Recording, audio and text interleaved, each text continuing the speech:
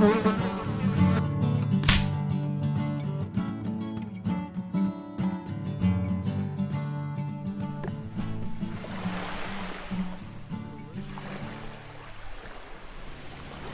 bojo.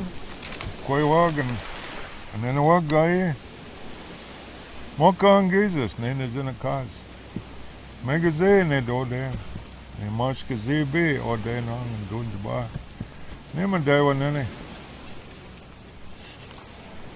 My honest Nabe spiritual name is the Rising Sun. I'm of the Eagle clan. I'm a member of the Bad River Band of Lake Superior, Ojibwe, and a member of the Grand Medicine Society. My pleasure to welcome you here today to this sacred land, this sacred ground.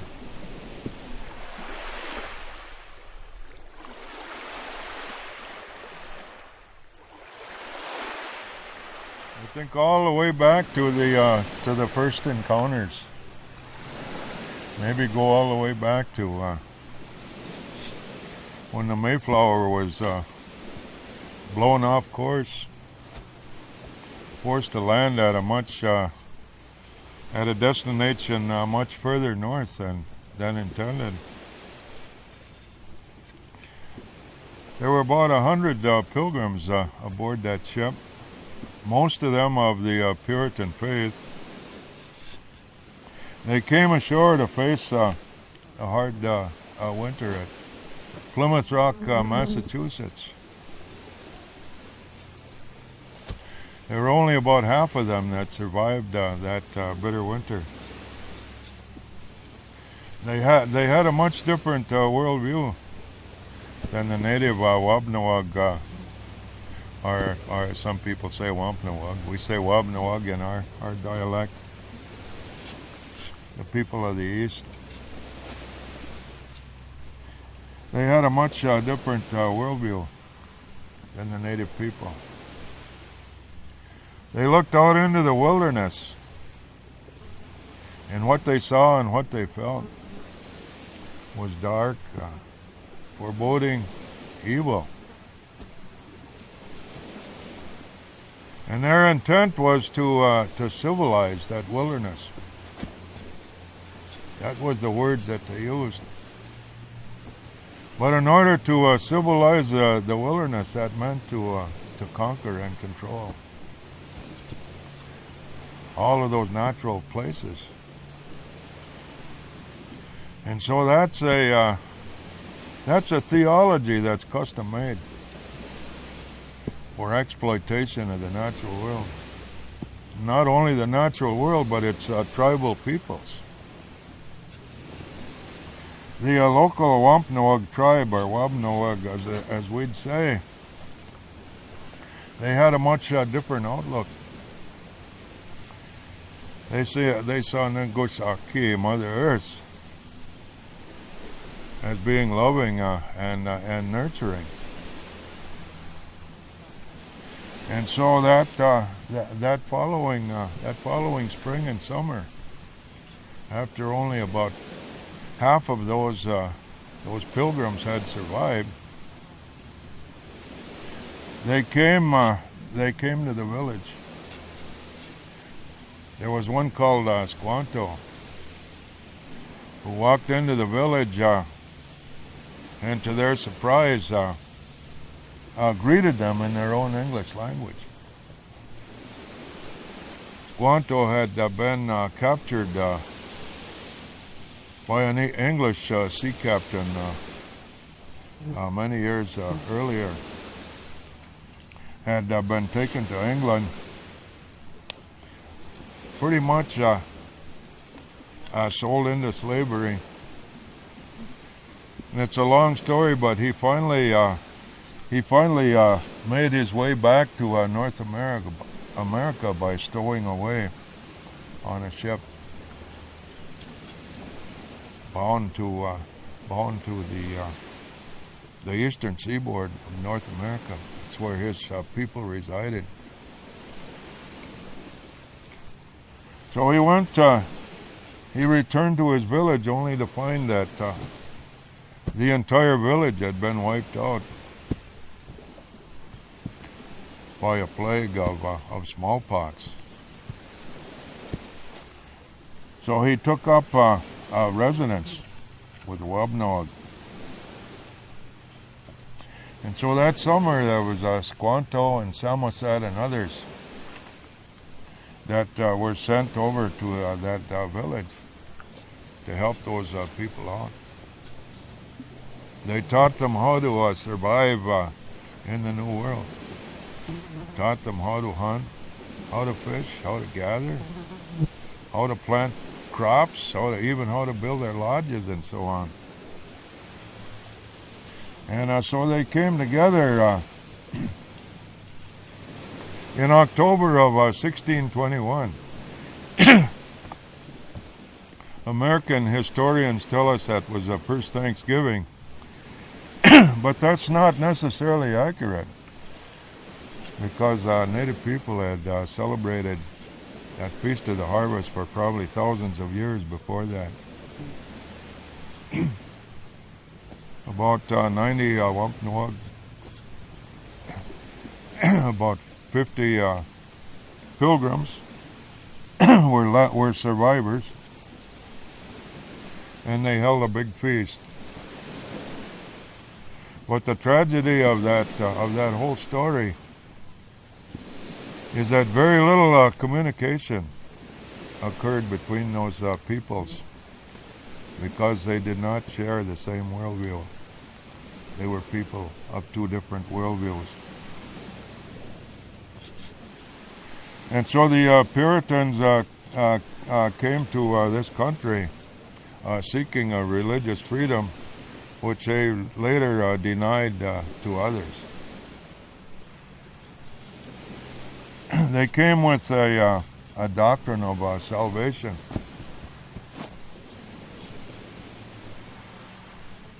They had the idea that they were the chosen people, and if they were God's favorite people, that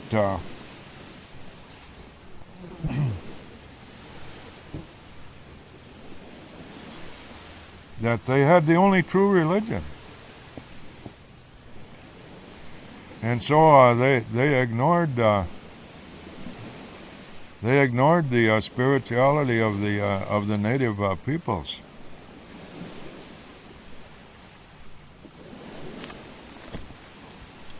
They regarded their religion as theology,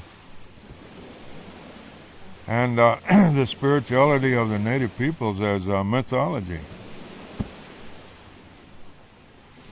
And so in time, within a generation, those two peoples were locked in a deadly struggle for possession of native lands. And they looked out into the wilderness and they saw all of those resources which they coveted. And that was the beginning of that exploitation, that westward expansion that led to slogans like Manifest Destiny and so on.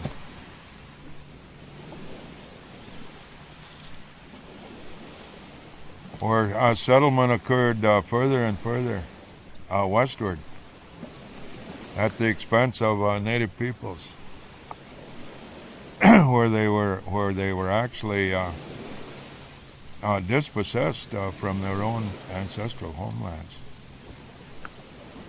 And native people, on the other hand, had a different way of seeing the world. The doctrine of salvation had very little to do with their teachings. In fact, in native tradition, they didn't have any concept of hellfire or eternal damnation or anything like that. Where with native people, they say that when the Great Spirit took the dust or the soil from the four directions, the four corners of Mother Earth, placed it in the sacred shell, the one that we call the Megas, and breathed life into it, creating Anishinaabe, spontaneous or original man. In our creation story, there were four orders in the creation.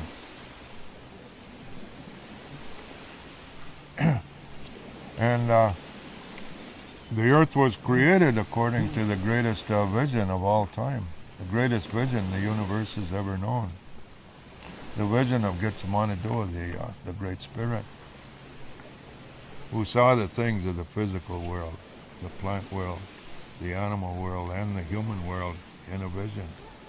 And it's a long story, but later decided to bring all of those things into reality. And so when human beings were created, we as human beings became immediately dependent on the first three orders of the creation for our very existence.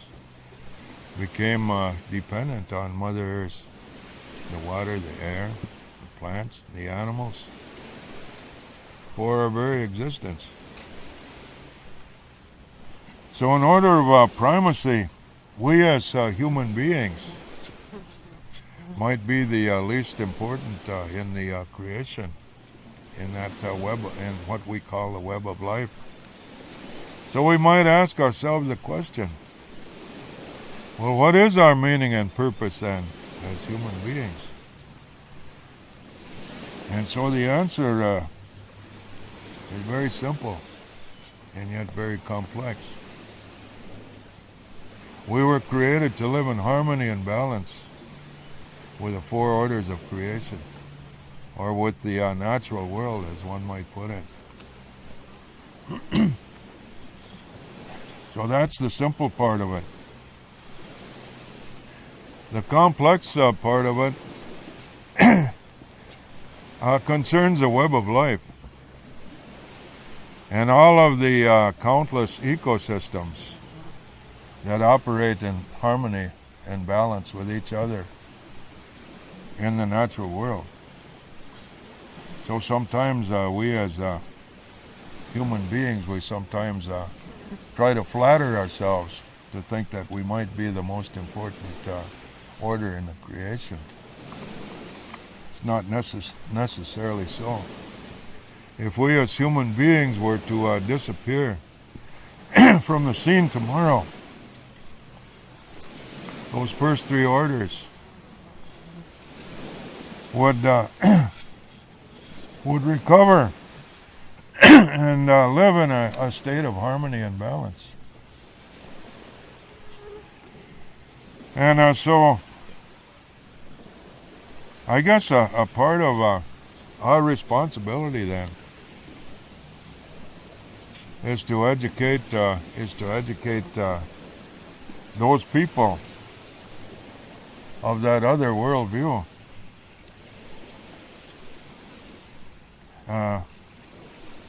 As to the importance of living in harmony and balance with the natural world. That's part of our responsibility, is to make them aware of that. And so in the process, we're trying to keep the industrialized world from committing environmental suicide. And so right now, well, for about the past 40 years now, we fought off many different environmental, we've been involved in many different environmental issues, fought off many different threats. And at the present times, we're being threatened by a gigantic proposed mine in the Pinocchio Mountains, just south of our reservation. Now that Pinocchio Ridge is close to 1,800 foot elevation,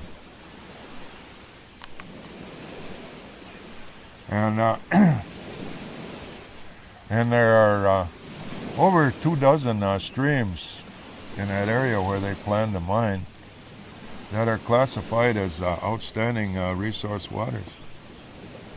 Many of them support brook trout, which is an indicator species of a clean cold water stream. Now, what we're very concerned about with this mountaintop removal process that they would engage in is that the discharge from that mining project will run down through that Bad River watershed, through all of those natural ecosystems in the watershed, from an 800 foot or an 1800 foot elevation down to a Lake Superior level here, which is about 600 feet. Now that's an incline of about 1,200 feet. And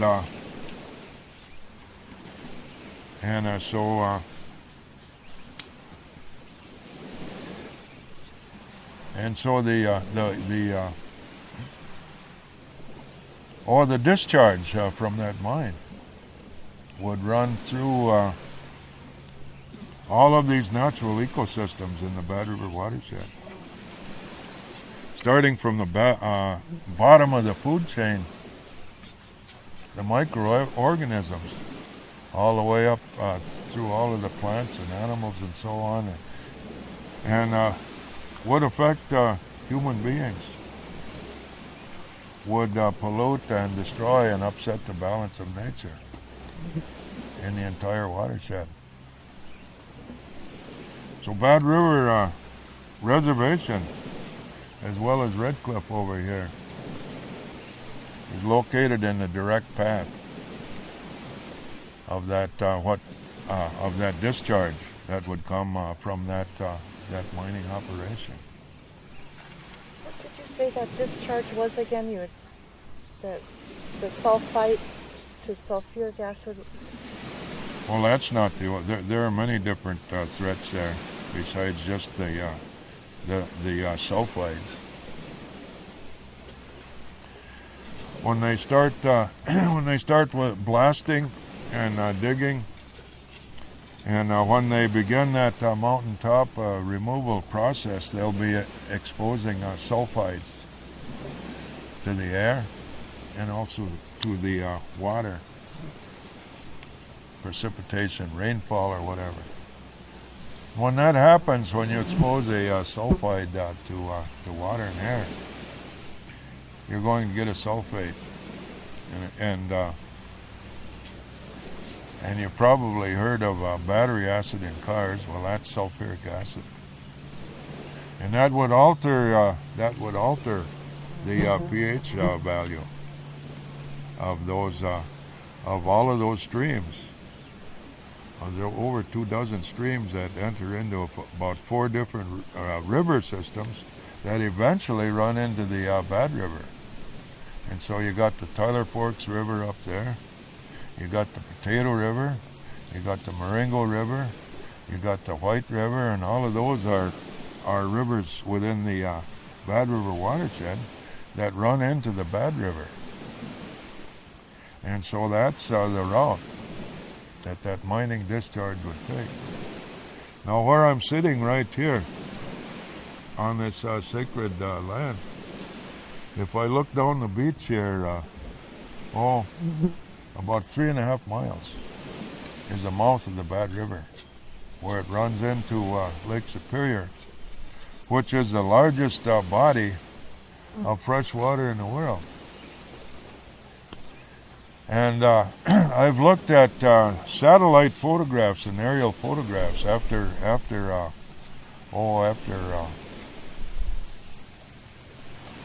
several days of rain, and so that sediment in that mud, it runs down, it courses down through all of those different streams, into those four different rivers that flow into the Bad River watershed.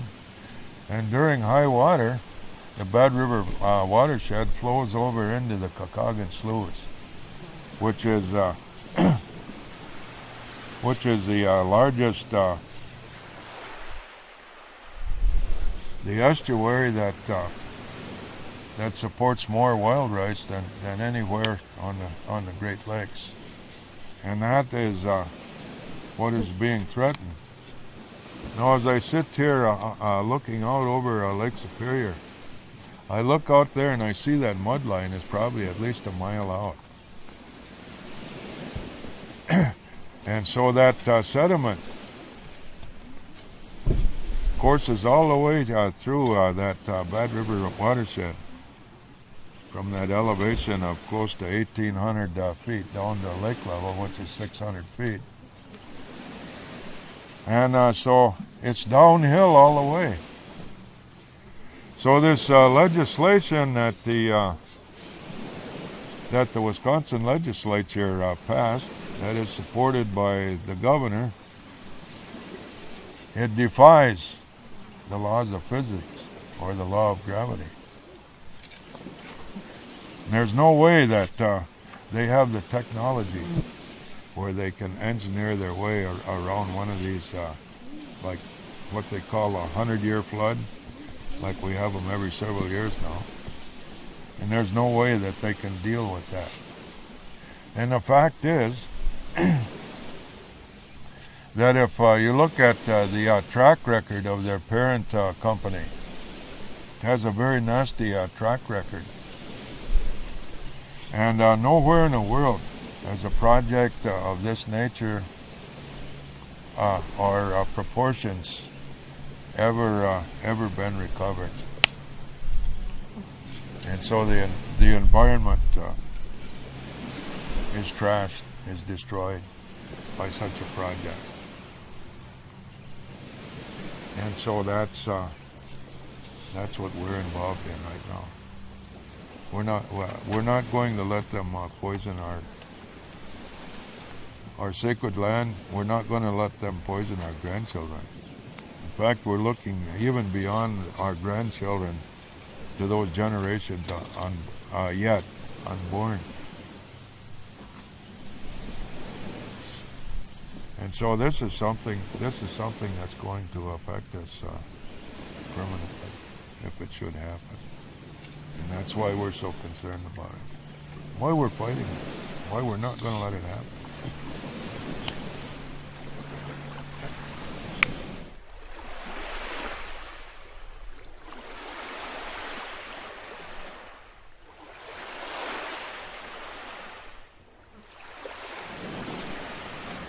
Oh, the greed and that insatiable lust for political power and control. The value system of the industrialized world. They have their own theology that's custom made for exploitation of the resources. And that's what we're fighting. We have that character called the Wendigo in our culture. And that's the spirit of greed and excess. There are many stories about that one. So now we're facing those modern Wendigos, like these corporations that come in and pollute and destroy, like the BP spill in the Gulf of Mexico. The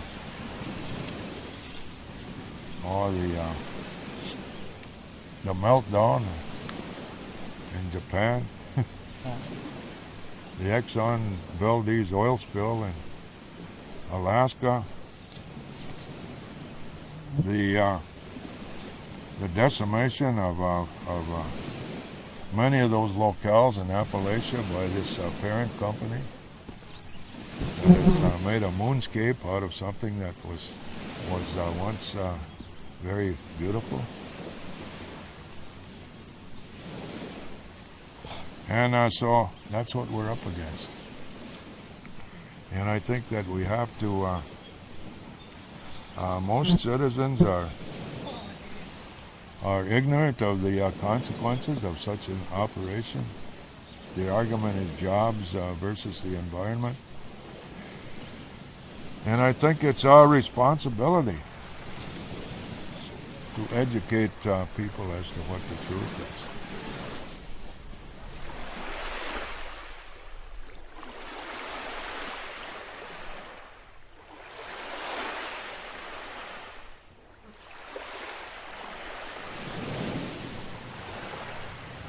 Well, we have our spiritualities. We have many different ceremonials and rituals, and so to a certain extent, we have to depend on the Great Spirit and the powers that be. But once we offer our tobacco and our prayers and so on, then we can't sit back and expect it to happen. We have to become actively involved as environmental advocates and try and educate as many people as we can as to the seriousness of the problem. Most people don't realize that it's going to affect everybody. I look out over Lake Superior here. It's the largest body of fresh water in the world. We've gone through the petroleum or the oil well wars in the Middle East.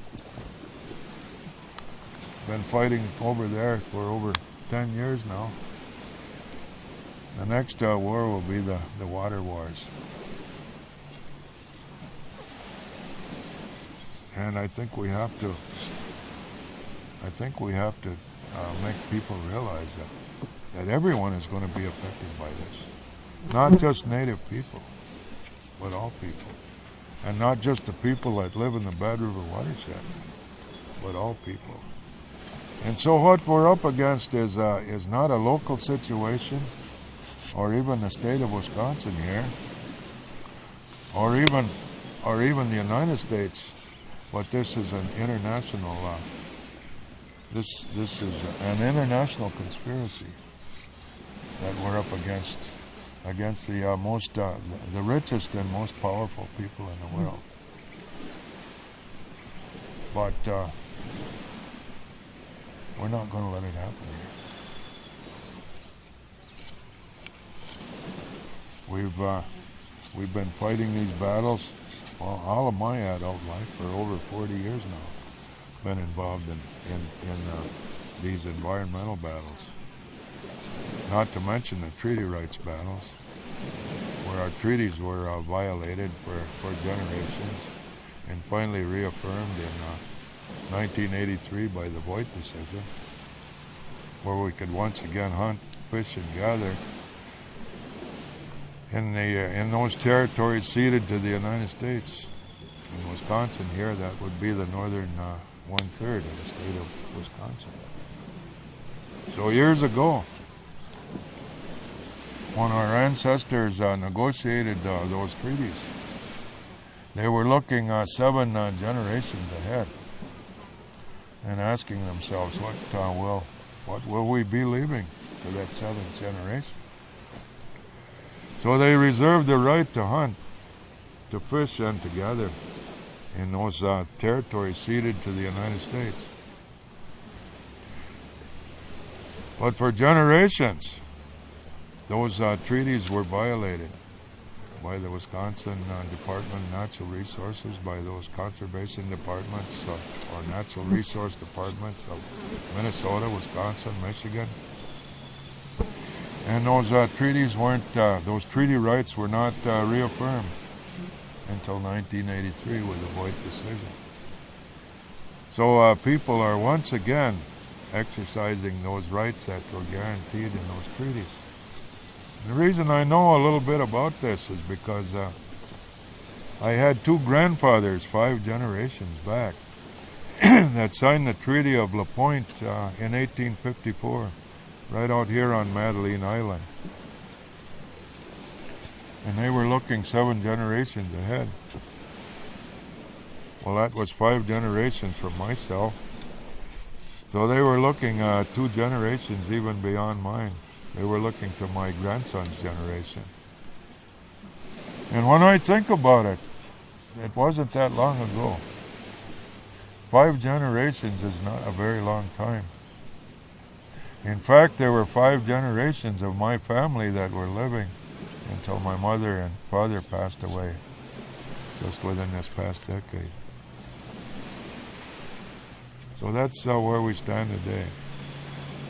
And with each generation, we're given that responsibility to look 7 generations ahead and ask ourselves that question: what will we be leaving to those yet unborn? So right now, that's my responsibility, my son's responsibility. My youngest grandson is 6 years old. That will become his responsibility when he becomes an adult. But we have to educate our young people so that they're able to cope with this, able to deal with it. And so that's what we endeavor to do right now.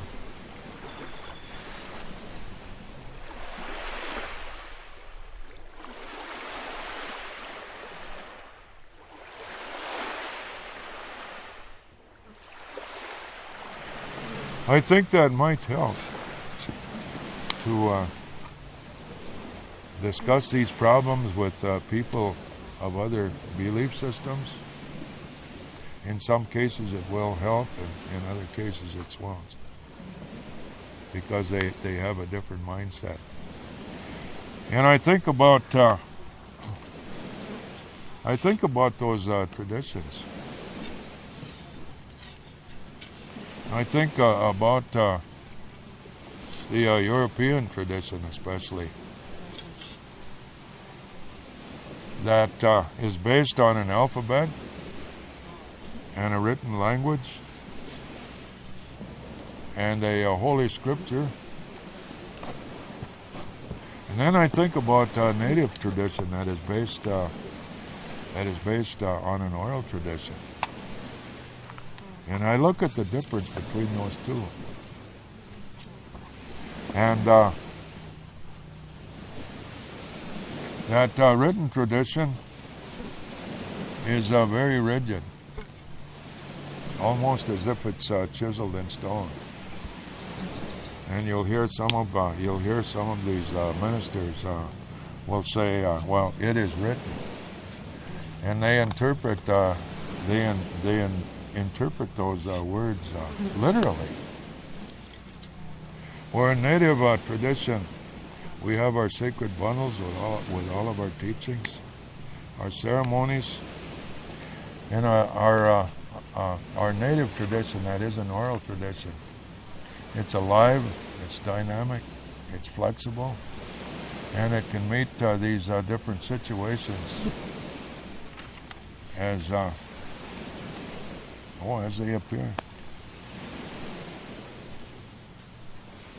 And that's the difference between those.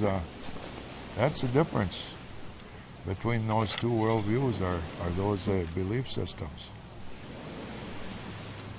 And that's a problem. You can look all over the Middle East right now, where those people of different religions are fighting and killing each other, like the Sunnis and the Shias in the Middle East. Both are Muslim religions, but they're killing each other now. The same thing happened in Christianity. You had those religious wars of the Reformation and so on. You had the religious wars between in the days of the Crusades with Christianity and Islam.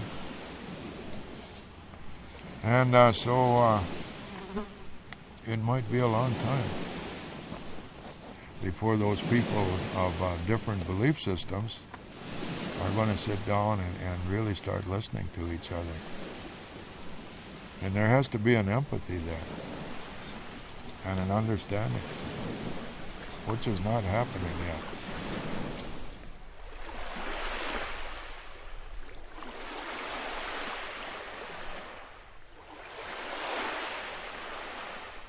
I think so.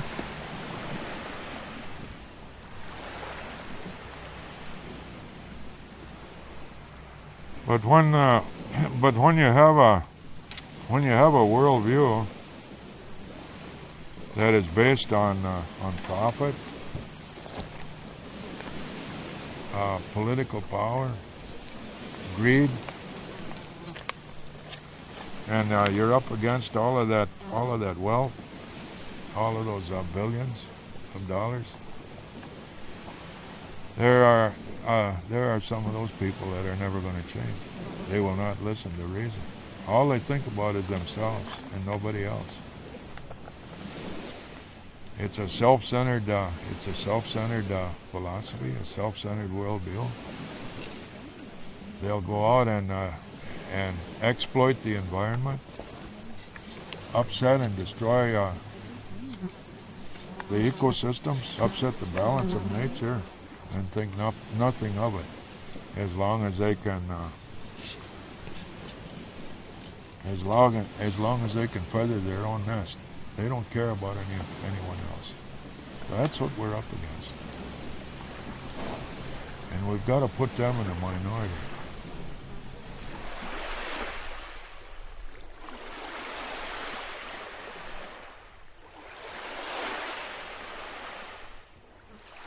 Well, that's at the very foundations of our spirituality. To live in harmony and balance with the natural world is at the very foundations of our spirituality. It has nothing to do with the Western doctrine of salvation. It's a much different way of thinking. Is there anything else that you would like to say at this time? Well, I'm just going to say that where we are, where I'm sitting here, and where you're standing, this is sacred ground. The mouth of the Bad River empties into Lake Superior about 3.5 miles down the beach here. And I look over here at Marble Point, and this is a place where the sacred stones come ashore, what we call the grandfather stones. Geologists refer to them as concretions. They're perfectly round shaped stones that come ashore here. Stones that we use in our ceremonies in the Grand Medicine Lodge. And this is they say this is the only place in the world where these stones come ashore. And so there have been many different Medewan or Grand Medicine Lodge ceremonies right here at this campground, until they outgrew this campground right here and moved down to the tribal campground where they're conducted every spring. But this is a very sacred place, and they say there might be one other place where these stones come ashore. I don't think they've ever found it, so we suspect that it might be in the spirit world. So there's a counterpart in the spirit world for everything we experience here.